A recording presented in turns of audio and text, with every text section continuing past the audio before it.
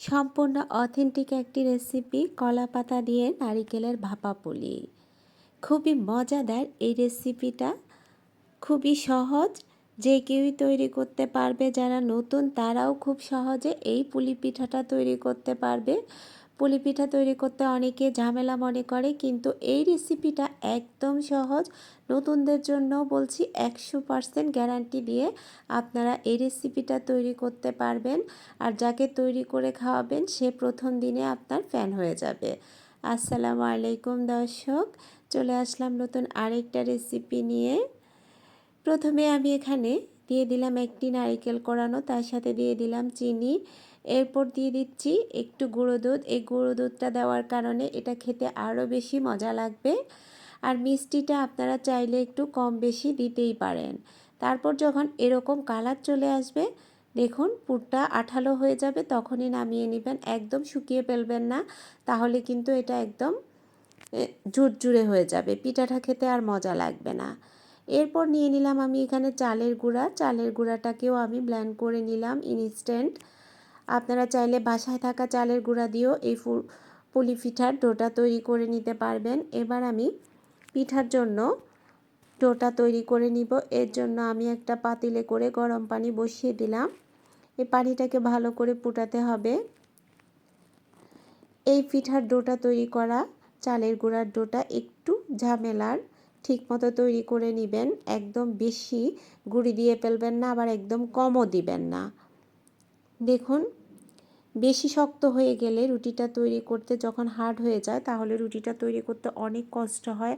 আবার নরম হলেও রুটিটা ছিঁড়ে যায়। তাই শুধু এই ডোটা তৈরি করার সময় একটু সাবধানে তৈরি করে নেবেন, তাহলে এই পিঠাটা তৈরি করা একদম সহজ। দেখুন আমি এভাবে কেটে নিচ্ছি, আপনারা চাইলে যে কোনো কিছু দিয়ে কেটে নিতে পারেন। খুবই সহজ। আর রুটিটা তৈরি করাটা আমি আপনাদেরকে দেখাই নাই, কেননা সবাই রুটিটা তৈরি করতে পারে। এরপর এর মাঝখানে আমরা পুরটা দিয়ে দিব। খুবই সহজ এই রেসিপিটা। অনেকেই পুলি পিঠাটাকে অনেক ঝামেলা মনে করে, কিন্তু পুলি পিঠাটা খেতে অনেক বেশি মজা। আর যদি এই পুলি পিঠাটা ভাপা পুলি হয়ে থাকে, তাহলে তো আর কোনো কথাই নাই। বাসায় অবশ্যই একবার হলেও ট্রাই করবেন। দেখুন হয়ে গেছে। মাঝখানে এই পুরটা দিয়ে খুব সহজে এটাকে আমরা মুড়িয়ে নেব, রোলের মতো করে এটাকে পেঁচিয়ে নেব। বাস, একটা পিঠা আমি তৈরি করে ফেললাম। এভাবে আমি সবগুলো পিঠা তৈরি করে নিব। দেখুন, আর ঠিক কলা পাতাটাও একটু বড় করে নিলে এটাকেও আর কোনো টুথপিক দিয়ে বাঁধতে হবে না, খুব সহজে এটাকেও পেঁচিয়ে নিতে পারবেন। আর কিচ্ছু লাগবে না, একটু বড় থেকে পাতাটা নিয়ে নেবেন। এটাকে আমি আগে থেকে ধুয়ে পরিষ্কার করে নিয়েছি কলা পাতাটাকে, তারপর মুছে নিয়েছি টিস্যু দিয়ে। আপনারা টিস্যু বা তাওয়াল দিয়ে মুছে নেবেন। এভাবে দেখুন আমি সবগুলো পিঠা তৈরি করে নিয়েছি। এবার একটা স্টিমের মধ্যে দিয়ে দিচ্ছি। দেখুন, আপনারা চাইলে যে এসএসের চাকনিগুলো আছে বড়, চাইলে ওরকম ছাঁকনিতে করেও পিঠাগুলো ভাপে দিতে পারেন। যে স্টিম লাগবে এরকম কোনো কথা নেই, যে কোনো কিছুতেই এটা ভাপ দিয়ে রেডি করে নিতে পারেন। দেখুন আমি চুলায় আগে একটা পাতিলে করে পানিটা দিয়ে দিয়েছি ফুটতে, কেননা এটাকে আমরা ভাপিয়ে দিব, সেজন্য পানিটাকে বয়েল হতে হবে। এখানে পানিটা ফুটে উঠেছে, আমি চুলার জালটা একটু কমিয়ে দিয়েছি। দেখুন, এরপর একটা ঢাকনা দিয়ে ঢেকে দিব, ভাপটা দেখা যাচ্ছে।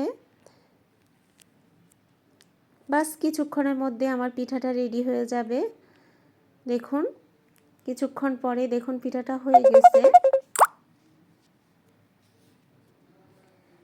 খুবই মজাদার এই পিঠাটা, একবার হলেও সবাই ট্রাই করবেন। আমি আপনাদেরকে একটা খুলে দেখাচ্ছি। দেখতে যেমন সুন্দর, খেতে আরও বেশি মজাদার। আশা করছি সবার ভালো লাগবে। যদি ভিডিওটা ভালো লেগে থাকে তাহলে আমার এই ভিডিওটাকে বেশি বেশি শেয়ার করবেন, চ্যানেলটাকে সাবস্ক্রাইব করে পাশে থাকবেন, লাইক ও কমেন্ট করতে ভুলবেন না। দেখুন আমি এবার একটা একটা করে সবগুলো পিঠা খুলে নিব।